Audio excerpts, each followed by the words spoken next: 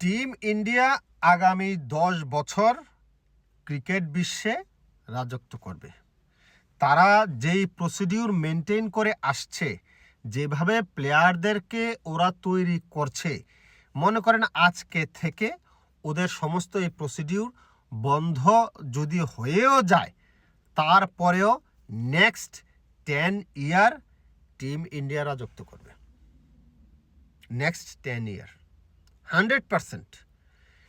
টি-20 এবং ওয়ানডে, আমি টেস্টের কথা আর আনছি না। টেস্টে টিম ইন্ডিয়া যে রাজত্ব করবে আমি সেটা বলছি না, আমি বলছি টি-20 এবং ওয়ানডে।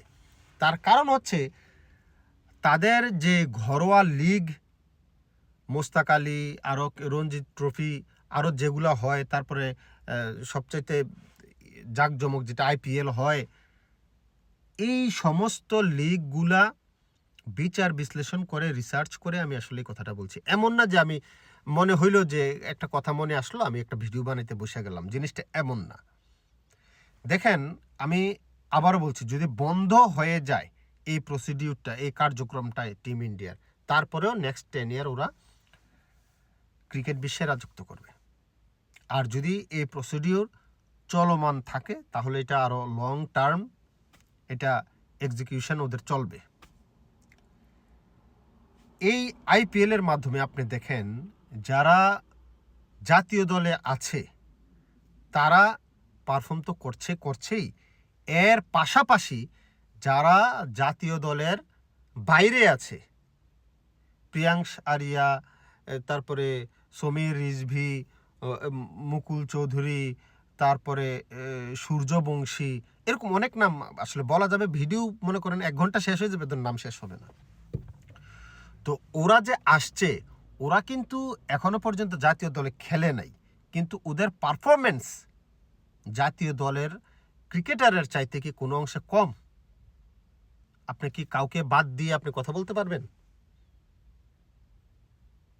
গতকালকে এই যে তিলক ভার্মা ফর্মে নাই, হঠাৎ করে কালকে এমনভাবে ক্লিক করলো, এমন ঝড়ো একটা ইনিংস খেললো, 45 বলে 101। বিশেষ করে লাস্ট 23 বলে 83 রান করছে। লাস্ট 23 বলে 83, আপনি এটা কল্পনা করতে পারেন? 23 বলে 83 রান একটা প্লেয়ারের কাছ থেকে এত ছাগল ছরেন্ডা মার দিছে, এত ছাপা মার দিছে। আজকে অভিষেক শর্মা এই যে 68 বলে 135 রান, 25 বলে 50, 45 বলে 47 বলে 100, 68 বলে 135 রান, ছাগল ছরেন্ডা মার। এরা তো অলরেডি ন্যাশনাল টিমের করিডোরে আছে, ন্যাশনাল টিমের ভিতরে আছে। তিলক ভার্মা বললাম, অভিষেক শর্মা বললাম, আর যারা এর আগে নাম বললাম যারা ন্যাশনাল টিমের ভিতরে নাই, তাদের লাইনটা আপনি দেখছেন? তার মানে কি? এবং তাদের বয়স কিন্তু সবার 25-এর নিচে। 25-এর নিচে একটা তো আছে, ওই যে মাসুম বাচ্চা সূর্যবংশী, এ তো 15 বছর। তো 15, 16, 17, 18, 20, 22 এই বয়সের ভিতরে ওরা কিন্তু আছে এবং ওরা পারফরমেন্স করতেছে। তো নেক্সট 10 বছর পরে আমি কেন বললাম কথাটা যে তারা ইন্ডিয়া রাজত্ব করবে, কারণ হচ্ছে এদের বয়স কম। আরও তো প্লেয়ার উঠে আসতেছে যাদেরকে আমরা দেখি নাই এখনো, টিভি সেটে আমরা এখনো দেখি নাই। ওরা বিভিন্ন লিগ খেলতেছে, হয়তো আইপিএলে এখনো সুযোগ পাচ্ছে না, বয়স কম, কিংবা এখনো সুযোগ পাচ্ছে না আইপিএলে তাদের পারফরমেন্স দেখানোর জন্য। এগুলো তো আছেই। যাদেরকে আমরা দেখলাম তাদের অবস্থাটা দেখেন। তারা তো প্লেয়ার অবসরে গেলে তো আরেকটা প্লেয়ার ন্যাশনাল টিমে আসবে।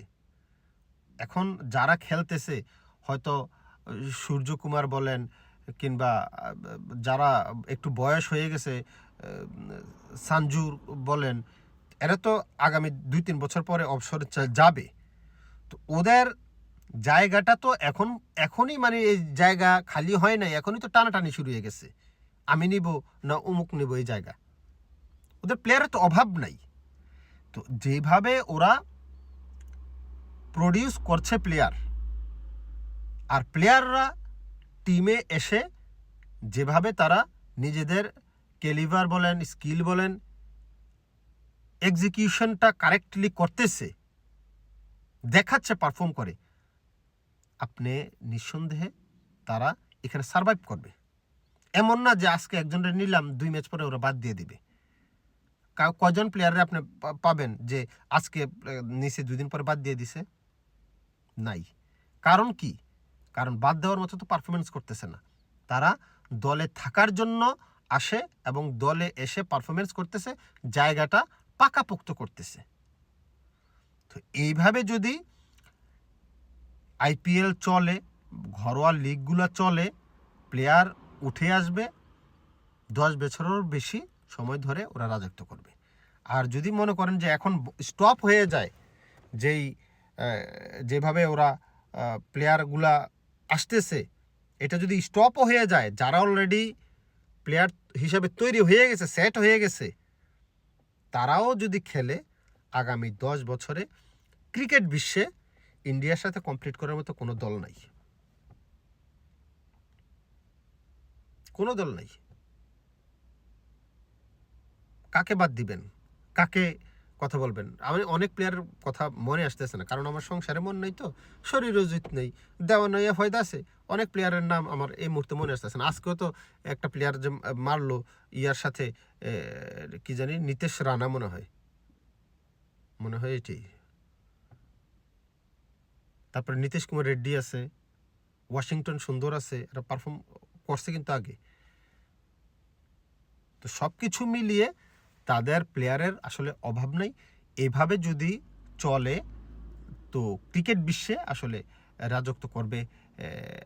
ডিফেন্ডিং চ্যাম্পিয়ন হিসেবে তো চ্যাম্পিয়ন হলো এই যে T20 ওয়ার্ল্ড কাপে। তো এইভাবে ওরা চলতে থাকবে। এইভাবে চললে আগামী বছরও আপনার ওরাই চ্যাম্পিয়ন। 2027-এ ওয়ানডে বিশ্বকাপ আসতেছে। দেখেন, আপনি হট ফেভারিটের তালিকায় টিম ইন্ডিয়া থাকবে হট ফেভারিটের তালিকায়। এখন কথা হচ্ছে T20 এবং ওয়ানডের কথা আমি কেন বললাম, টেস্টের কথা কেন বললাম না? কারণ T20 এমন একটা ফরম্যাট, এটা থেকে ওয়ানডেতে শিফট হওয়া যায়, একটু কঠিন হলেও পারা যায়। কিন্তু T20 থেকে আপনার টেস্টে হওয়া, নিজেকে মানিয়ে নেওয়াটা অনেক কঠিন। এবং আপনি ভারতের দেখেন টেস্ট ম্যাচে অনেক ভরাডুবি হয়। কোথায় ভরাডুবি হয়? যেখানে পিচগুলো একটু নড়বড়ে হয়, নড়বড়ে মানে একটু বোলিং পিচ হয়, একটু স্লো পিচ হয়, ভারত সেখানেই কিন্তু হোঁচট খায়।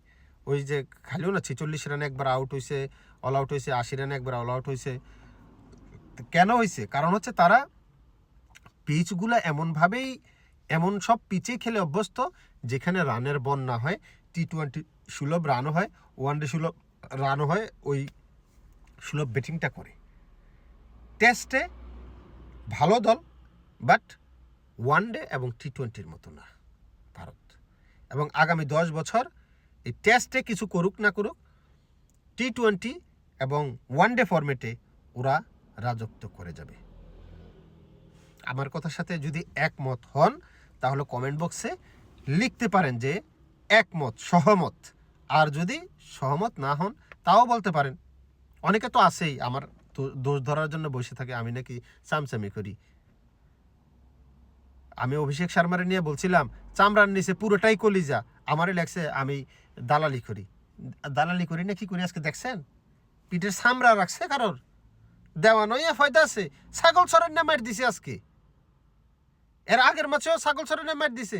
15 বলে 50 করে, 15 বল খেলে 50 রান করতে। আমি আর সুনাম কই? হ্যাঁ, আমার শ্বশুর বাড়ি তো এরা। দেওয়া নয় ফয়দা আছে, ফয়দা নেই।